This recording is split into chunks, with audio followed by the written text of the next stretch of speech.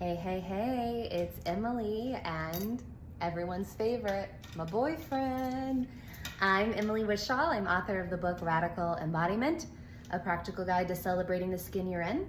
And it's just accidental that my boyfriend doesn't happen to have any skin. So all is good, all is good. And we're continuing on the theme of the last couple weeks of the front of the spine.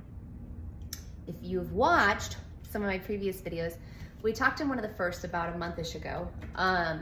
Go back and look, they're all on my feed or in your email box or YouTube, wherever you're watching this. But we talked about my favorite, I think it's my favorite. It's really high up there. It's one of the most beautiful and I think impactful relationships in our physical body that relates, in my perspective, so clearly to our emotional energetic state, and that would be the relationship of our heart, our lungs, our diaphragm, and our psoas muscles.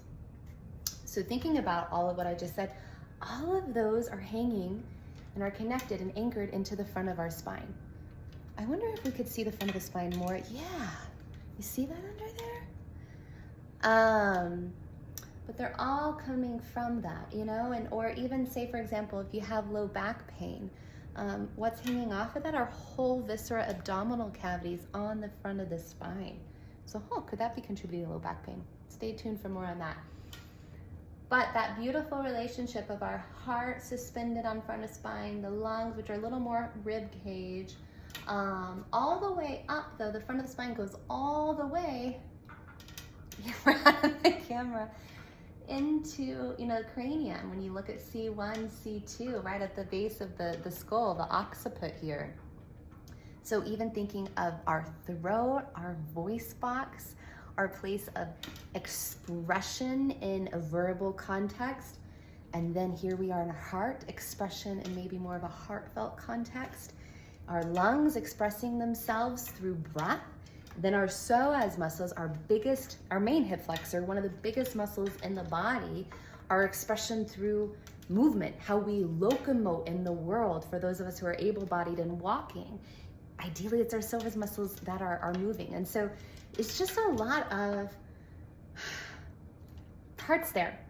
And I guess this video, I just wanted to just highlight some of the more importance and just bring some of the previous connections we talked about in relationship to then the front of the side and hanging on that. And why do I care so much about these relationships and sharing them with you all? It's really important to me in the world of, if we're wanting to become more embodied and more present, that we have a basic understanding of our own anatomy and own relationships in our body. It's essential if we want to inhabit and be here fully. The more you can visualize what's really happening internally, the more it will support you in being here, and being present, and being centered, and being in yourself, and not so out in that. Okay, thank you for tuning in. Thank you to this gentleman, and we'll see you soon.